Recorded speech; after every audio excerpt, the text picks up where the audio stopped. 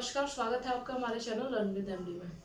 चूँकि बहुत से लोगों के मुझे पर्सनली मैसेज आ रहे थे कि आप चूँकि पीसीएस की मार्कशीट आ चुकी है तो उस मार्कशीट के एनालिसिस कराएं आप कि और एक मार्गदर्शन करें कि और बेहतर कैसे किया जा सकता है। उसी संदर्भ में आज का जो वीडियो है वो मेरी मार्कशीट पे रहेगा कि 22 की इसमें मैं 22 की मार्कशीट और 23 की मार्कशीट दोनों ही मेंस के मार्कशीट का एनालिसिस बताऊंगी आपको। और मैं आपको बताऊंगी कि एक दृढ़ शक्ति या दृढ़ इच्छा कितनी इम्पोर्टेंट होती है, क्योंकि 22 की जो मार्कशीट थी, मेरे जो सब्जेक्ट में नंबर कम थे तो मैंने अपना एनालिसिस किया था, मैंने जो टारगेट किया था उस हिसाब से पढ़ाई करके मैंने अपने मार्क्स बढ़ा लिए थे, है ना। तो उससे मतलब एक आइडिया लग जाता है कि हाँ आप एक सही दिशा में हैं, आप जो स्ट्रैटेजी बना रहे हैं वो बिल्कुल ठीक है। ये सारी चीज़ें बड़ी हेल्प करेंगे आपको। तो उसी क्रम में फिर मतलब उसी क्रम में हम आज अपनी मार्कशीट का एनालिसिस करेंगे। तो आप सब जुड़े रहिए। और बाकी के जो पेपर 4 और हिंदी और पेपर 5 और 6 का जो सिलेबस एनालिसिस है, अभी थोड़ा सा तबीयत ठीक हो रही है तो उस पर हम अब जल्दी चर्चा करेंगे। इसके लिए आप थोड़ा सा निश्चिंत रहें और थोड़ा धैर्य बनाए रखें कि जिस दिन से इस चीज़ को मैं कंटिन्यू करूँगी मैं फिर स्पीड पकड़ूंगी, क्योंकि मुझे पता है आप लोग बहुत इंतज़ार करते हैं और आप भी मेरे भरोसे बैठे हुए हैं। तो मुझे मेरी जिम्मेदारी भी बनती है कि मैं आपके भरोसे को बरकरार रखूँ। तो हर वक्त मेरे दिमाग में चलता रहता है, लेकिन जब मन अच्छा नहीं होता और तबीयत भी ठीक नहीं होती तो फिर अच्छा नहीं लगता वीडियो बनाने में।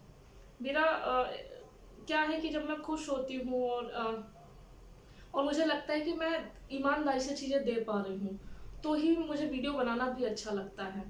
तो आज थोड़ा सा ठीक हूँ, अच्छा भी फील हो रहा है। तो इसी क्रम में आज का जो वीडियो है वो मेरे मार्कशीट एनालिसिस पे ही रहेगा कि कितने कहाँ नंबर कम रह गए, कितने नंबर जो जिसकी वजह से मेरा एसडीएम नहीं हुआ। क्योंकि मैं सिर्फ दो ही पोस्ट देखती हूँ, एक एसडीएम और डिप्टी एसपी। उसके नीचे का मैं ना कभी कट ऑफ देखती हूँ कि मुझे उनसे लेना देना नहीं है। ठीक है, तो बस तो उसी क्रम में हम अपना वही देखेंगे कि कैसा मतलब मार्क्स रहा, क्या रहा, कहाँ कमी रह गई, ये सारी चीज़ें। ठीक है, चलिए आइए मार्कशीट एनालिसिस करते हैं। तो हम अपनी मार्कशीट एनालिसिस करने जा रहे हैं। इसमें हम 2022 का जो मैंने मेंस दिया था उसके बाद 2023 इन दोनों का एनालिसिस करेंगे। और 22 और 23 का एनालिसिस इसलिए मैं आपको दिखाऊंगी कि आपने 22 में जो सोचा था जिस हिसाब से नंबर बढ़ाने का वो आपने किया, ठीक है। हालांकि कहीं जो 23 में कमी रह गई उस पर भी बात करेंगे। जो कमी क्या कहूँ वो उसको मैं किस्मत कहना चाहूँगी, वो अभी आप भी देखेंगे। तो आज इसी पे हम डिस्कस कर लेंगे, ठीक है। तो आज हाँ, वीडियो स्टार्ट करने से पहले आपसे बार बार एक ही बात कहनी पड़ती है, लाइक कर लिया करिए चैनल को, वीडियो को लाइक किया किए, शेयर किया करिए, है ना। और ज़्यादा से ज़्यादा चैनल सब्सक्राइब कर लें ताकि मुझे भी अच्छा लगे वीडियो बनाते समय। ठीक है, चलिए अब हम अपनी मार्कशीट का एनालिसिस कर लेते हैं। ये जो मार्कशीट है ये मार्कशीट मेरी 2022 की है। 2022 ये पेपर जो है ये 2022 की है। और इसमें ये आपका हिंदी है, हिंदी जनरल। ये आपका ऐसे है, ये जीएस फर्स्ट है, ये सेकंड है, ये थर्ड है और ये फोर्थ है, ठीक है। उस हिसाब से देखिए, मैंने आपसे अपने उस दिन के पहले वीडियो में ही कहा था कि 22 में कहाँ कमी रह गई थी हिंदी में। हिंदी में मुझे 77 मिले थे, उसमें मेरी कुछ गलतियाँ नहीं थी, वो मुझे अच्छे से पता है। ऐसे में 91 मार्क्स मिले थे, ठीक मार्क्स थे, अच्छे मार्क्स थे। और जो हिंदी का पेपर रहा था वो सॉरी जीएस फर्स्ट रहा था वो 86 रहा था, जो कम था। और सेकंड पेपर मेरा 100 क्रॉस रहा था। और ऐसे ही आपका मेरा जो थर्ड पेपर था वो 100 को 107 रहा था, जो अच्छे मार्क्स हैं। और इथिक्स मेरा जो 22 में मोटा मोटा जो कमी थी वो एक हिंदी थी और एक इथिक्स थी। ये इतने मैटर नहीं करते, 86 ठीक है, चलिए बना रह सकता है। लेकिन जो सबसे ज़्यादा अगर मैं कमी की बात करूँ तो वो जो कमी थी वो इथिक्स मैं मानती हूँ और हिंदी, क्योंकि इसी की वजह से सिलेक्शन रुका। क्योंकि मेरा जो है 30 नंबर के आसपास से मेरा मतलब एक देखा जाए तो डिप्टी एसपी और वही 50 के आसपास एसडीएम रुका हुआ था। तो यहाँ पे अगर मेरा 110 या 105 हो जाता, 105 हो जाता, और ये जो है 86 ये 100 हो जाता, और ये है ये 110 या 105 हो जाता, तो आराम से हो जाता सिलेक्शन, कोई दिक्कत नहीं थी। और फिर दूसरी बात क्या थी, आप जब ऊपर जाएंगे तो ये ऑप्शनल के थे, क्योंकि उस समय ऑप्शनल था 22 में, तो उस समय ज्योग्राफी का जो फर्स्ट था उसमें 96 मिले थे और सेकंड पेपर में 111 मिले थे। तो रिटन में मुझे कुल मिला के 748 मिले हुए थे। और दूसरी बात क्या है, मेरा जो इंटरव्यू था वो बहुत अच्छा नहीं हुआ था। मेरा इंटरव्यू वो मुझे केवल 49 मिले थे, जहाँ बच्चों को 70 के आसपास मिलते हैं, मुझे केवल और केवल 49 मिले थे। तो मेरा 22 का अगर देखा जाए, अगर मेरी 22 की मार्कशीट का एनालिसिस किया जाए, और मैंने खुद अपना एनालिसिस किया था, तो मुझे जो था सिलेक्शन बहुत, मतलब मेरे लिए 30 और वो 50 नंबर बहुत ज़्यादा नहीं थे। एक तो क्या इंटरव्यू में थोड़े बढ़ जाते, और वही हिंदी में थोड़े बढ़ जाते, और इथिक्स में अगर बढ़ जाते तो सिलेक्शन आराम से प्रॉपर एसडीएम होता। नहीं, किस्मत नहीं थी इसलिए नहीं हुआ, खैर वो समय भी गुजरा। फिर आप इस बात को, अभी आपको जो नोटिस करने वाली बात है वो ये है कि आपने 22 में जो ठाना था वो 23 में आपने किया। आपने ये और ये मतलब पेपर फर्स्ट और पेपर फोर्थ, इस पे मार्क्स बढ़ाने थे, तो इस पे मैंने पूरा अपना एनालिसिस किया था, स्ट्रेटजी बनाई थी उस हिसाब से। तो अब हम बात करते हैं अपने 23 की मार्कशीट। अब आप याद रखिएगा कि फर्स्ट में और फोर्थ में मैंने कितना प्रोग्रेस किया। ठीक है, ये वाले तो ठीक हैं, अच्छे मार्क्स हैं, और हिंदी में थोड़ा सा ठीक है, ये इधर ही कम हो गया था जो, जैसा कि मैंने बताया था। तो अब आप ये देखिए, अब हम 23 की मार्कशीट का एनालिसिस करते हैं। अब हम अगर 23 की मार्कशीट पे जाते हैं,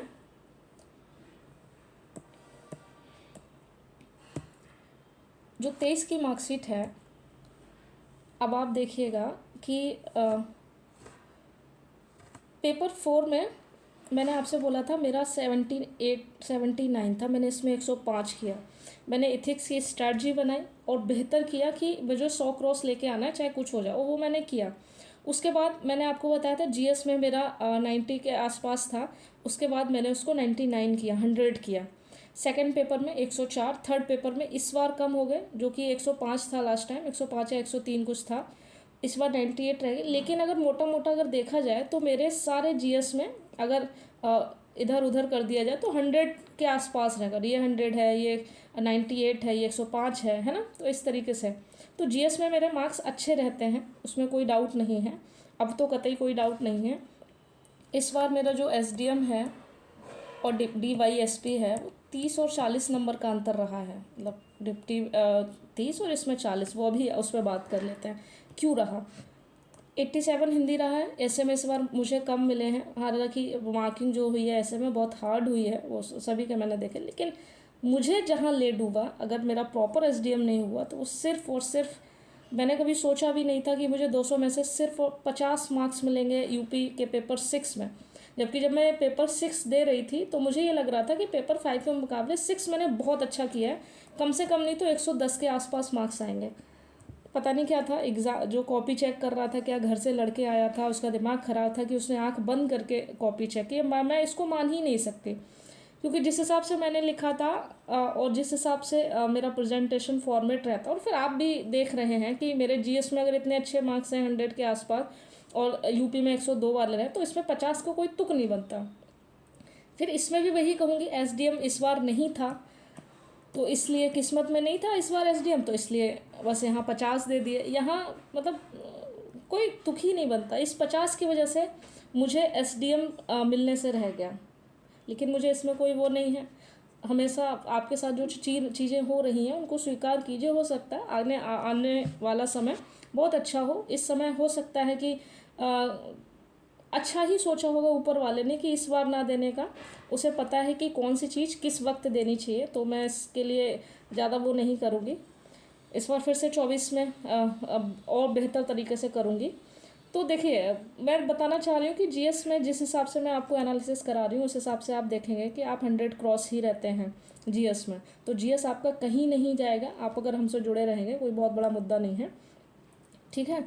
और बस बार बार वही कहना पड़ता है कि 50 नंबर देखती हूँ तो बड़ा थोड़ा मतलब बुरा लगता है। ये 50 नंबर की वजह से एसडीएम रुक गया।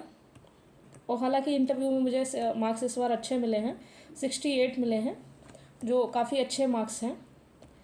तो कुल मिला के देखा जाए तो वो कहते हैं ना कि भाई किस्मत नहीं होती तो कुछ भी हो जाता है। तो मुझे हमेशा इस बात का डर होता था, मैं आसपास के लोगों से सुनती थी कि बताइए हमने इतना अच्छा लगा, उसके बावजूद भी हमको कभी 30 दे दिया, 40 दे दिया। तो इस बार तो मेरे साथ भी ये हो गया। हालांकि अच्छी बात ये है कि इतने कम ये 50 नंबर देने का मतलब ये होता है कि आप नहीं चाहते कि बच्चा सिलेक्ट हो, लेकिन बच्चे में कैपेबिलिटी है, तो उसके बावजूद भी वो सिलेक्शन ले रहा है। तो उनके 50 नंबर से मेरा नहीं कुछ बिगड़ा, मैंने तो सिलेक्शन ले ही लिया। हाँ, ये कह सकती हूँ कि मुझे जो एसडीएम चाहिए था वो नहीं मिला, पर कोई बात नहीं, हमेशा लगे रहना, ये फील्ड ही ऐसा है। मतलब पीसीएस ऐसा फील्ड है, एक जुए टाइप का है, उसमें नहीं पता कौन टॉप कर रहा है, कौन इतनी आशाएं, किसी को हमेशा कंफर्म रहता मेरा हो जाएगा, उसका नहीं होता। तो कतई परेशान होने वाली बात इसमें नहीं है। बस इतना ही कहूँगी कि आप सभी अच्छे ईमानदारी से मेहनत करें और एक टारगेट वे में पढ़ाई करें, तो कुछ भी मुश्किल नहीं है ना। तो बस यहीं पे मैं अपनी एनालिसिस को समाप्त करती हूँ। और कुछ और आपसे एक बात कहूँगी, हमेशा अपनी स्ट्रेटजी पे कायम रहना। बिना स्ट्रेटजी के, विदाउट किसी कार्य योजना के आप पढ़ाई में कभी मत लगना। और कार्य योजना जो होती है वो आपका सिलेबस होता है। तो बिना कार्य योजना के आप कभी भी किसी चीज़ की तैयारी नहीं कर सकते। मैंने इतने कम समय में, जो मैंने आपको 22 की मार्कशीट दिखाई है, मैंने आपको अपने भी एक वीडियो में बोला था, मेरे पास उस समय 2 महीने मुश्किल से थे। उस 2 महीने में मैंने इतना अच्छा किया अपनी क्षमताओं के हिसाब से। और 23 में वही यूपी का छोड़ दिया जाएगा, यूपी में अगर 100 भी आगे होते तो प्रॉपर एसडीएम होता, हो सकता है टॉप 10 में भी रहती मैं। वो छोड़िए, अब उसका कोई मतलब नहीं है, ये सारी बातें फिर फिजूल लगती हैं करना, इनका कोई ज़्यादा महत्व तो नहीं रह जाता है। जो वर्तमान में है उसको स्वीकार कीजिए। तो मैं बस आपसे यही कहूँगी, आपको मैं जिस हिसाब से सिलेबस एनालिसिस करा रही हूँ, अभी तक मैंने 3 सिलेबस 1, 2 और 3 जीएस फर्स्ट, सेकंड और थर्ड 3 के सिलेबस एनालिसिस करा दिए हैं मैंने आपको, जो बहुत इंपॉर्टेंट है। और जल्दी ही कोशिश करूँगी 4 पे, और पेपर 5 और 6 पे हम कैसे क्या करें उस पर हम काम कर लेंगे, ठीक है। तो आप बस जुड़े रहिएगा और चीज़ें हमेशा ईमानदारी से, बार बार मैं एक शब्द कहती हूँ, ईमानदारी। इस ईमानदारी को अपने साथ हमेशा लेके चलना, अपने जीवन में लेके चलना, अपने करियर में लेके चलना। अगर इस भाग दौड़ बड़ी ज़िंदगी में और इतने सब परेशान रहते हैं, सारी चीज़ें, आप बस ईमानदार रहिए, सबका अच्छा सोचिए, सब आपके साथ भी अच्छा होगा। तो इस चीज़ को हमेशा बनाए रखना। और मैं बार बार ये कहती हूँ, आप सभी बहुत क्षमतावान हैं, इसमें कतई कोई दो राय नहीं है। आप बहुत क्षमतावान हैं, आप भी अच्छा करेंगे। बस फ़र्क क्या रह जाता है, मार्गदर्शन का। मैं बार बार कहती हूँ कि मार्गदर्शन की वजह से आप थोड़े से पीछे हैं और बाकी थोड़े से आगे हैं। तो कतई परेशान नहीं होंगे, आप सभी अपने जीवन में बहुत अच्छा करेंगे। मेरी ढेर सारी शुभकामनाएं हैं आपको। और यहीं के साथ मैं वीडियो को समाप्त करती हूँ। जल्दी नेक्स्ट वीडियो में लेके मैं आपको मिलती हूँ पेपर 4 के एनालिसिस के साथ, सिलेबस के, ठीक है। तो बाकी वही, वीडियो को लाइक कीजिएगा ताकि मुझे मोटिवेशन मिले, और चैनल को सब्सक्राइब कर लीजिएगा। बाकी हमसे जुड़ने के लिए आपका बहुत बहुत शुक्रिया। Thank you so much.